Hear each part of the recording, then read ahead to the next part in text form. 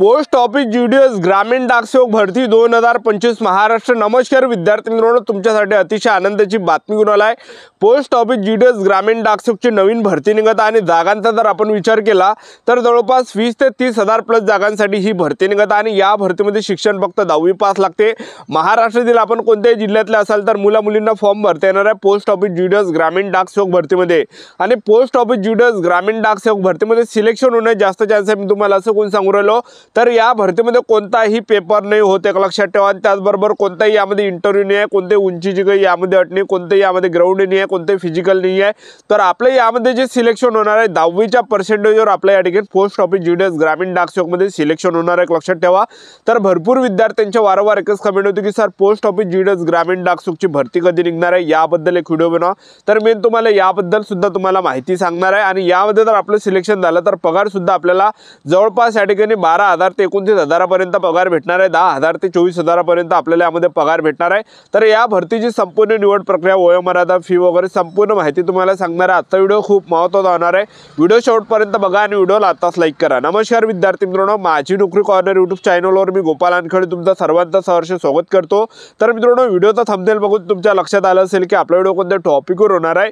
Video सुरू करण्याच्या आधी आपल्या यूट्यूब चॅनलला सबस्क्राइब करा, जेणेकरून प्रत्येक भरतीची अपडेट तुमच्यापर्यंत सर्वात आधी पोहोचेल। जास्त करून पोस्ट ऑफिस जीडीएस ग्रामीण डाकसेवक भरतीच्या रिलेटेड जास्त व्हिडिओ आपल्या चॅनलवर अपलोड करत असतो आणि 10वी 12वी पास भरतीच्या रिलेटेड जास्त व्हिडिओ आपल्या चॅनलवर अपलोड करत असतो। व्हिडिओ सुरू करण्याच्या अगोदर सर्वांना एक रिक्वेस्ट आहे, तुम्ही आपले व्हिडिओ कोणत्या जिल्ह्यातून पाहू राहिले हे नक्की कमेंट बॉक्समध्ये सांगा, जेणेकरून मला सुद्धा अंदाज लागणार आहे की आपला व्हिडिओ कोणकोणत्या जिल्ह्यापर्यंत पोहोचू राहिला आणि 10वी मध्ये तुम्हाला किती पर्सेंटेज आहे हे सुद्धा तुम्ही या ठिकाणी कमेंट बॉक्समध्ये सांगा, जेणेकरून मला सुद्धा अंदाज लागणार आहे की मुलांना सरासरी किती पर्सेंटेज या ठिकाणी आहे। पोस्ट ऑफिस जीडीएस ग्रामीण डाकसेवक मध्ये 3 पद आहे। पहिले जे पद आहे ब्रँच पोस्ट मास्टरचा पद आहे, हे जे चांगला पद आहे यामध्ये सुद्धा 12,000 ते 29,000 पर्यंत पगार भेटते। आणि असिस्टंट ब्रँच पोस्ट मास्टरचा पद आहे, यामध्ये सुद्धा पगार 10,000 ते 24,000 पर्यंत भेटते। आणि डाकसेवकचं पद आहे यामध्ये 10,000 ते 24,000 पर्यंत आपल्याला यामध्ये पगार भेटते। आणि त्याचबरोबर जे विद्यार्थी मित्रांनो यामध्ये 10वी पास लागते, लक्षात ठेवा, ठीक आहे। आणि त्याचबरोबर पोस्ट ऑफिस जीडीएस ग्रामीण डाकसेवक भरतीमध्ये वयोमर्यादा जर आपण विचार केला 18 ते 40 वर्षापर्यंत वयोमर्यादा पोस्ट ऑफिस जीडीएस ग्रामीण डाकसेवक मध्ये असते। आणि एससी/एसटी कॅटेगरीला 18 ते 45 वर्षापर्यंत, ओबीसी कॅटेगरीला 18 ते 43 वर्षापर्यंत वयोमर्यादा असते। आणि फीचा जर आपण विचार केला जनरल ओबीसी डब्ल्यूएस कॅटेगरीसाठी 100 रुपये फी राहते आणि एससी/एसटी कॅटेगरीसाठी 1 रुपया सुद्धा फी राहते। आणि महिला उमेदवार जर कोणत्या कॅटेगरीचे असाल, एससी/एसटी, ओबीसी, डब्ल्यूएस, एनटी, विजय ओपन, एसबीसी, एससीबीसी कोणत्या कॅटेगरीचे, तर यामध्ये 1 रुपया सुद्धा फी राहत नाही, लक्षात ठेवा। आणि जेव्हा सुद्धा पोस्ट ऑफिस जीडीएस ग्रामीण डाकसेवकची भरती निघत असते तर त्यामध्ये जे विद्यार्थी मित्रांनो 6 ते 7 लिस्टला लागते। पहिल्या लिस्टमध्ये जर आपलं सिलेक्शन झालं नाही, दुसऱ्या लिस्टमध्ये वाट पाहिजे, दुसऱ्या लिस्टमध्ये जर आपलं सिलेक्शन झालं नाही, तिसऱ्या लिस्टमध्ये वाट पाहिजे, तिसऱ्या लिस्टमध्ये सिलेक्शन झालं नाही, चौथ्या लिस्टमध्ये वाट पाहिजे, चौथ्या लिस्टमध्ये सिलेक्शन झाले नाही, 5व्या लिस्टमध्ये वाट पाहिजे। जसजशा लिस्ट लागते तसतसा कडाप त्या ठिकाणी कमी जातो, एक लक्षात ठेवा, ठीक आहे।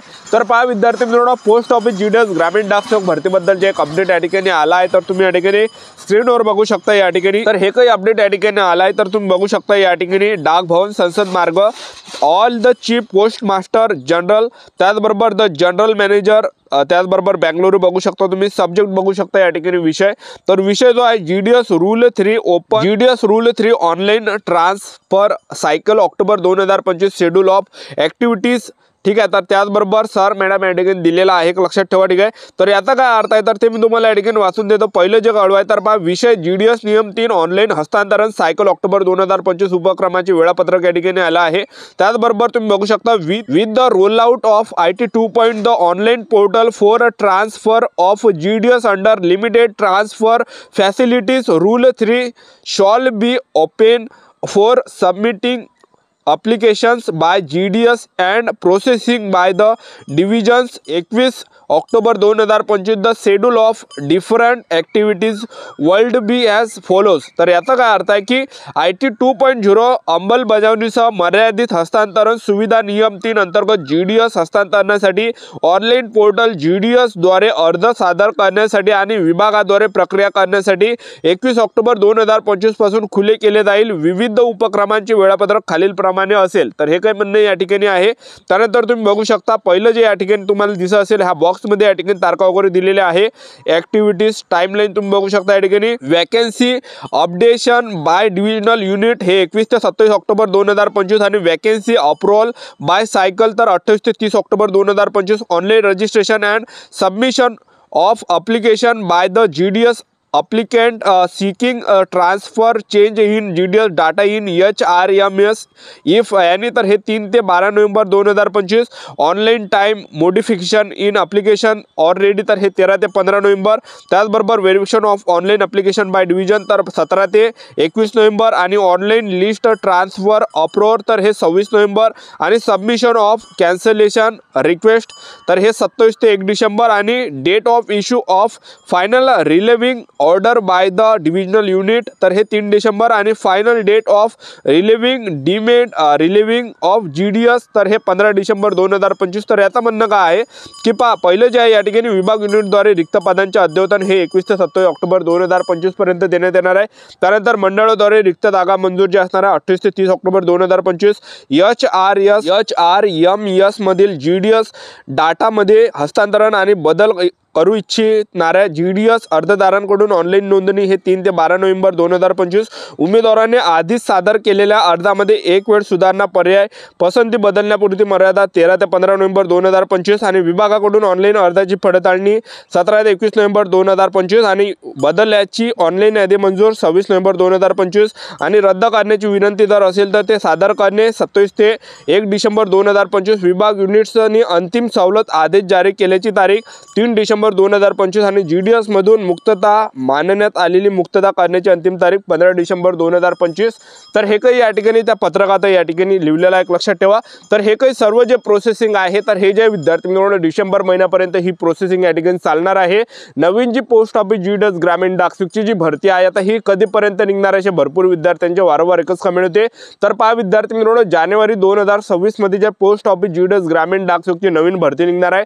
पहिल्या हप्त्यामध्ये किंवा दुसऱ्या हप्त्यामध्ये जवळपास तुम्ही एक धरून चला 7 जानेवारीच्या अंदर या ठिकाणी ही GDS ची भरती निघू शकते किंवा मग या ठिकाणी 15 जानेवारी 2026च्या अंदर ही भरती या ठिकाणी निघू शकते. तर जानेवारीच्या पहिल्या किंवा दुसऱ्या आठवड्यामध्ये जे पोस्ट ऑफिस GDS ग्रामीण डाकसेवकची ही नवीन भरती या ठिकाणी लागणार आहे, लक्षात ठेवा.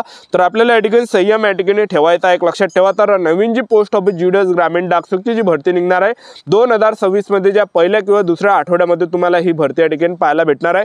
तर संयम आपल्याला या ठिकाणी ठेवायचा आहे. तर आता आपलं यामध्ये आपलं सिलेक्शन झालं तर काम कोणतं करावं लागणार आहे तर पहा विद्यार्थी मित्रांनो जे ब्रांच पोस्ट मास्टरचं पद आहे तर त्यामध्ये ऑनलाईन ऑफलाईन लेनदेन काम करावं लागणार आहे. डाक उत्पादन आणि सेवांचं वितरण रेकॉर्ड हँडलिंग डिव्हाइस आणि मोबाईलचं ध्यान ठेवावं लागणार आहे. बरोबर असिस्टंट ब्रांच पोस्ट मास्टर मध्ये सिलेक्शन झालं तिकीट आणि स्टेशनरीची विक्री करावं लागणार आहे. डाक डिलिव्हरी सरकारी योजनेचा घरी घरी जाऊन प्रचार प्रसार करावा लागणार आहे. आणि डाक सेवक मध्ये जर आपलं सिलेक्शन झालं स्टॅम्पची विक्री करावं लागणार आहे. डाक डिलिव्हरी करावं लागणार आहे. रेल्वे मेल सर्व्हिस ऑफिसरचं काम या ठिकाणी करावं लागणार आहे. हे काही काम आपल्याला GDS मध्ये करावं लागणार आहे. तर शाही ड्युटी एक लक्षात ठेवा मेन म्हणजे यामध्ये पेपर नाही आहे.